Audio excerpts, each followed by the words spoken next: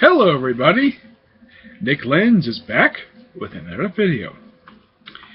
I'm going to do my very first ever DVD review, where I'm going to review a series of movies, who knows how long period of time, and the first movie I'm going to do is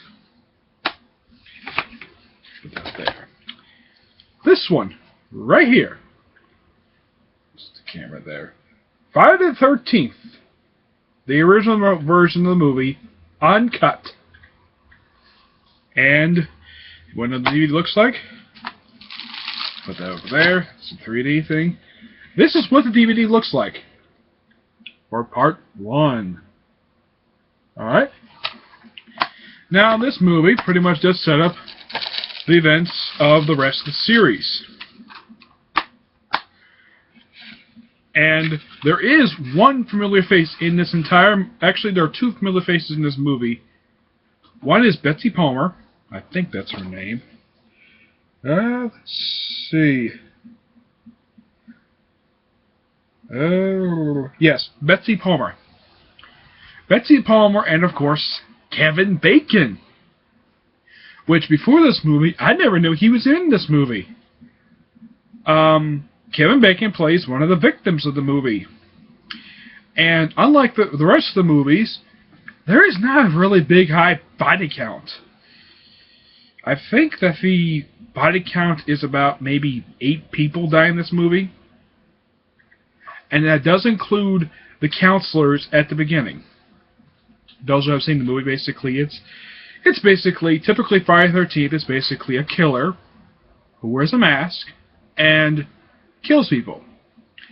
This one, the first one, does not have a killer who wears a mask. The killer, those of you who have never seen the movie, spoiler alert, it is actually Jason Voorhees' mother. Jason Voorhees is the killer from the series. They're thinking, Jason Voorhees' mother? What was she doing in the first movie? Now, apparently the story is basically that Jason Voorhees gets drowned back in 1957. Because that's when the beginning of the movie takes place, 1957. Of course, they do mention in a brief conversation of a series of events that happen off-screen. All because of the death of Jason Voorhees. Who basically, if you've ever seen the movie, seen pictures of him, he is he's an ugly kid. That's just my opinion of it. Those of you who have seen the movie might feel sorry for him. Basically, the movie starts out in the beginning, basically, where a few camp counselors singing some Christian songs to some kids at Camp Crystal Lake. Those of you familiar with the Friday the 13th movies know that Camp Crystal Lake is the sighting of the site of the Crystal Lake murders. Of course, this happens years later. This is in the past. Pretty much, after they finish singing, the two counselors go up to a barn, and they have sex. Yes, they have sex. And they're about halfway through. They both take their shirts off, something like that. And all of a sudden, somebody is seen coming up the stairs on top of this barn. Now, it's not seen who the killer is, not until the movie is almost over.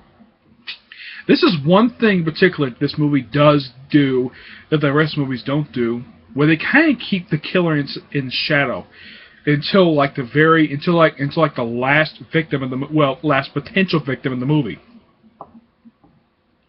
Now, pretty much right after the whole killing the camp counselor, which is predicted, I think if one gets killed by being stabbed.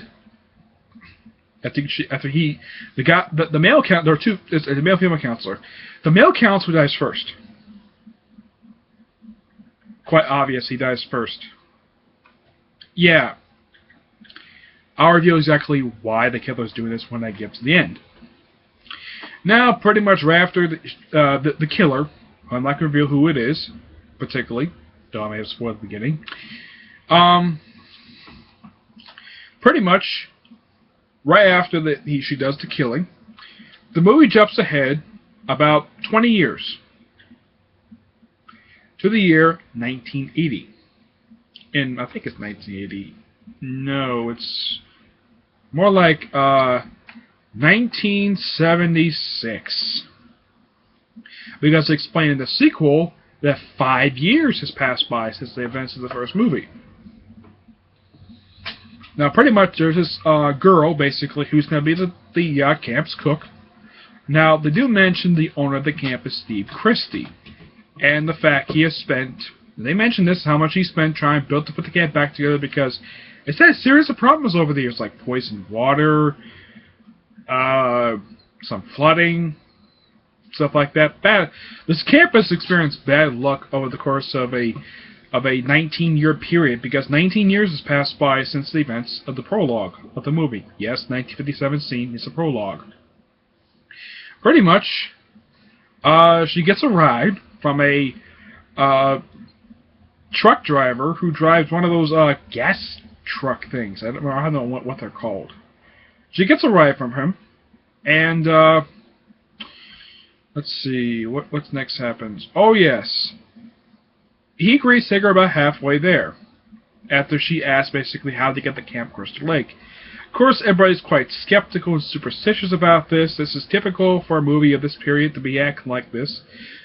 I also forgot to mention the movie came out in 1980, despite the fact that the movie taking place in the mid-70s. Now, there is no 70s references in this movie, nor there is any 80s references. If you see the movie, you probably notice that they're wearing 80s style clothing, which means you're probably thinking, look at me, I'm wearing a t-shirt and shorts. See? Shorts. In the movie, they do wear shorts, but they kind of don't wear t-shirts. Some of them do, some of them don't. They usually wear like polo shirts or basically maybe button-up shirts. It was typical for the early 80s people to dress that way. Nowadays, people think this probably was a little weird. But that's from today's perspective. This is from the 1980s. Alright? Now, pretty much, the girl basically is walking out to the camp, well, near a road to the camp, and she's about a quarter way there, and then she gets another ride in a Jeep, and she talks to the person. The person who's driving the vehicle does not speak at all the entire time. And after she mentions she's going to be a cook at Camp Crystal Lake, the driver acts a bit weird. They don't show the driver anyways. Then she gets out of the Jeep, starts running,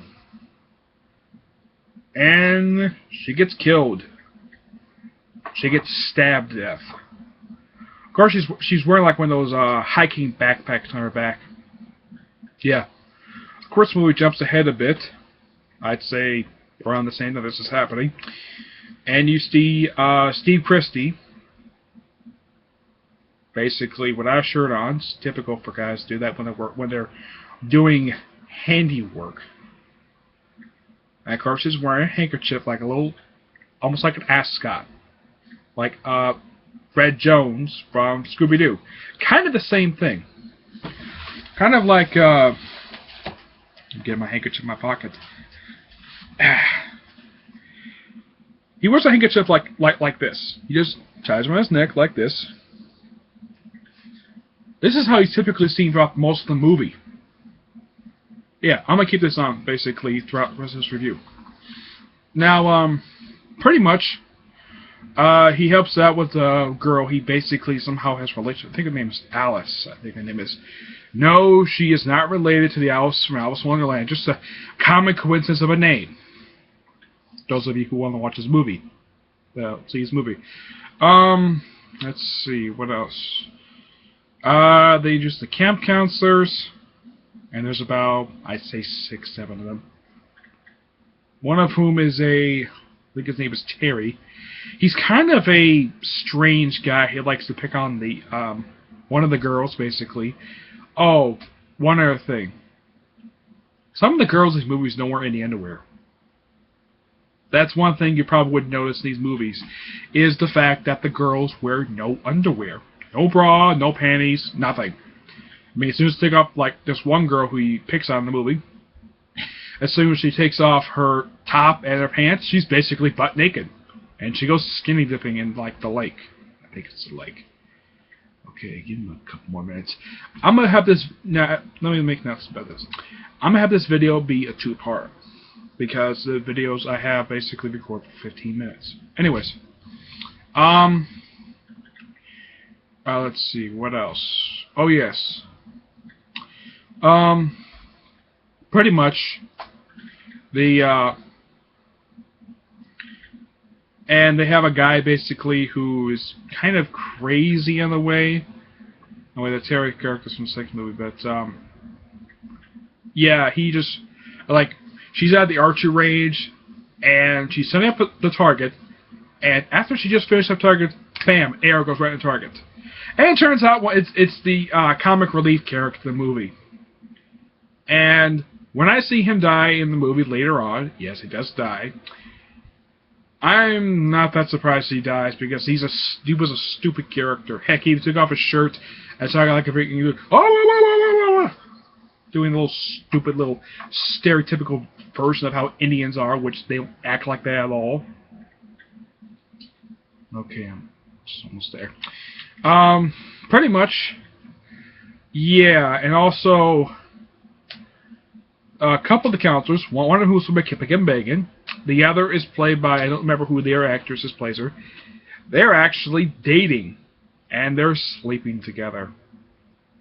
Yes, it's comic coincidence in movies like this. Let's see, what else? Oh, let's see. Yeah, they try to go swimming in the lake. One apparently almost fakes drowning just trying to get a girl's attention. Yeah, so stupid these counselors. I'm almost reached the 12-minute mark. I'll resume this in part 2. Okay?